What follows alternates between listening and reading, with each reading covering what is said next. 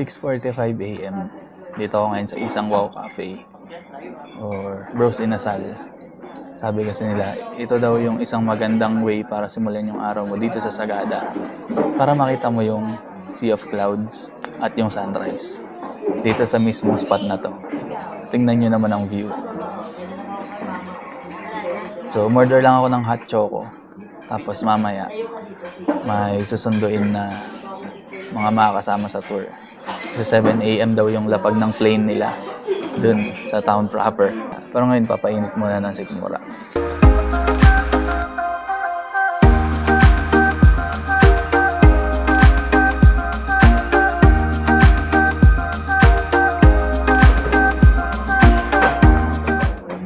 Kontian lang natin yung hot choco kasi baka ma-jibs. Yun, dito ulit ako sa may information center para hintayin yung mga makakasama sa tour. Actually yung iba nasa isang wow. Tapos may hinihintay lang kaming iba. Pero habang hinihintay yung iba, yung mga paparating pa lang, jumibs muna ako sa taas kasi iba yung tama ng hot choco. So habang hinihintay nila yung iba naming mga kasama, iniwan ko sila sa info center. Jumibs ako tapos yan, dito na ako ulit. As na-meet ko na rin yung ibang kasama. So magre-register muna sila tapos sabay-sabay na lang kami sa orientation mamaya. Ikot-ikot muna ako. Pansin ko kasi wala to kahapon. Ayan, yung mga bazaar, meron mga souvenirs. Tuwing weekend lang daw to nangyayari. Para siguro hindi ganun kasikip araw-araw. Ayan. Hanggang doon sa dulo. May mga souvenirs. Tapos banda doon, hinadaanan ko kanina. Mga gulay naman. Gaganda ng gulay. Ayun o. Yun sa may pulis. Atan yung pulis. Andun, mga gulay naman. Kaya kung gusto niyo ng fresh na gulay, every weekend, punta kayo sa Sagada.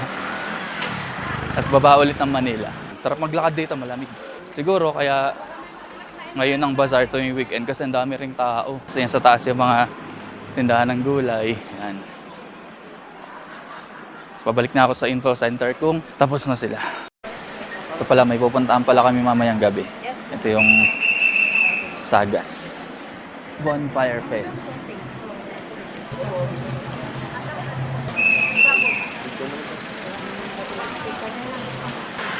Excuse me. Yung bimpo ko sa likod medyo kailangan ko pa rin ng bimpo kasi bawal pagpawisan. At ito yung mga ayan yung mangyayari mamayang gabi. Pero ngayon i-check muna kami ng mga tour na pwedeng gawin doon sa orientation. And tagal ng sa registration. See you later. Dito ako ngayon sa Sagada Pottery para sa pot session. 25 pesos lang na tok-tok ride. Pero kung gusto mo makamura, mag-teleport ka, pwede naman. Kung marunong.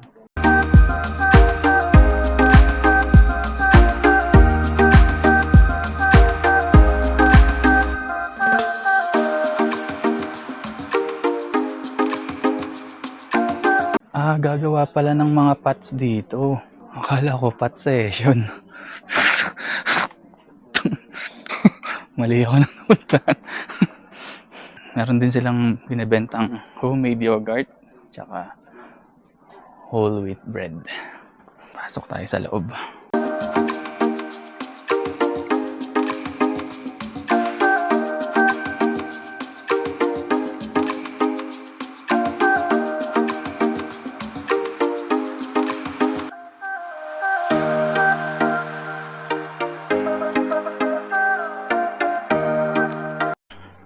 So yan, may nakausap tayo. Sa pottery, kapag gusto mong magpa-demo, 300 pesos, 1 to 5 packs.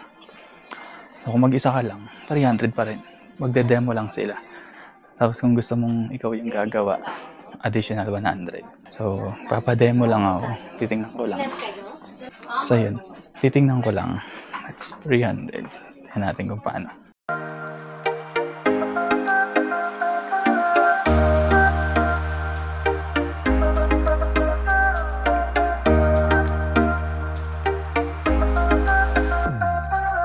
At yun, ang pot session. Medyo siguro mga 5 minutes lang yung demo. Pero natutunan ko rin na kung paano ginagawa. Tapos ano pala, tapos tinanong ko kung gaano katagal na siya papat session, ay nagpa-pottery. 21 years. Pero hindi pa raw siya master nun. So mga 2 years na tuloy-tuloy na ganun na paggagawa. Good enough, magiging good enough ka na. And meron silang goal din na maipasa yung skill sa mga bata. Kaso wala raw may gusto, puro online, naka-online pottery.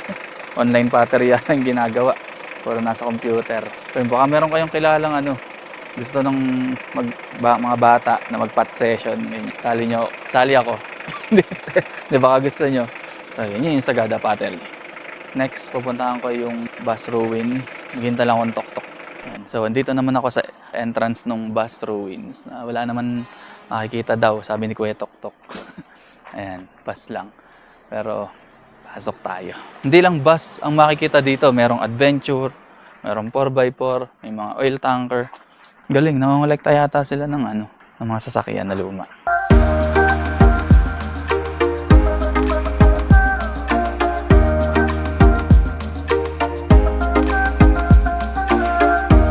Kung medyo trip mo yung mga lumang bagay. Besaw, Sagada. Di ko alam kung merong kapihan dito dati.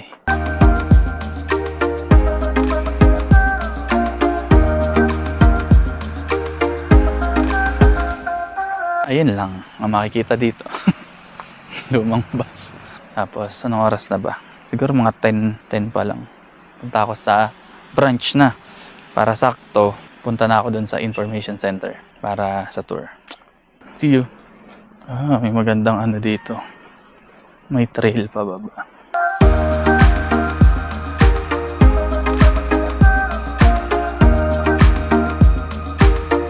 So mula dun sa bus ruins, meron malapit na kainan dito. Nakita ko sa maps. Siyempre pilihan ko yan. Yung Gaya Cafe. Masarap daw dun eh. So nilakad ko na lang. Kasi nakita ko sa maps naman, medyo malapit lang. Kaya lakad-lakad na lang.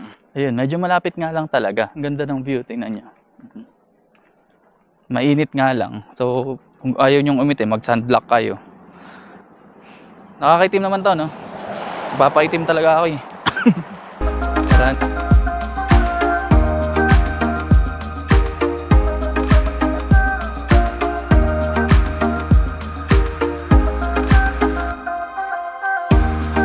Nascam ako sa Sagada.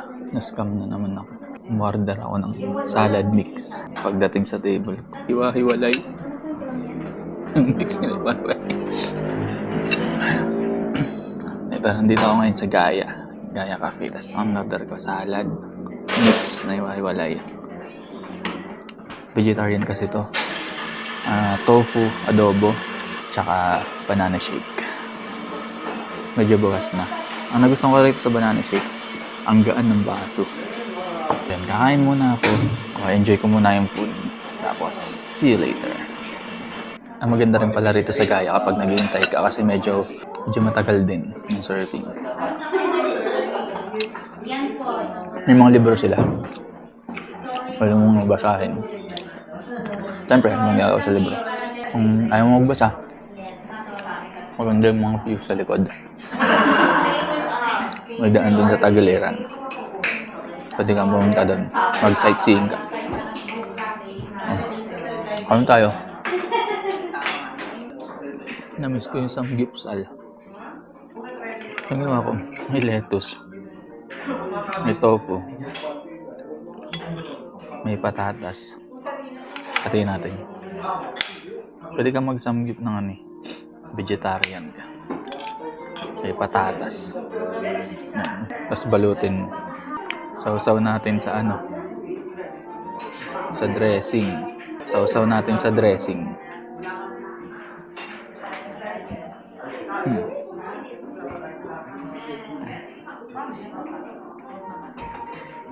Samgyup na.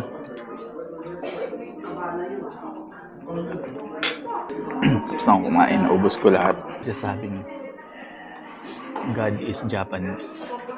Legit. Ito ko itong libro na.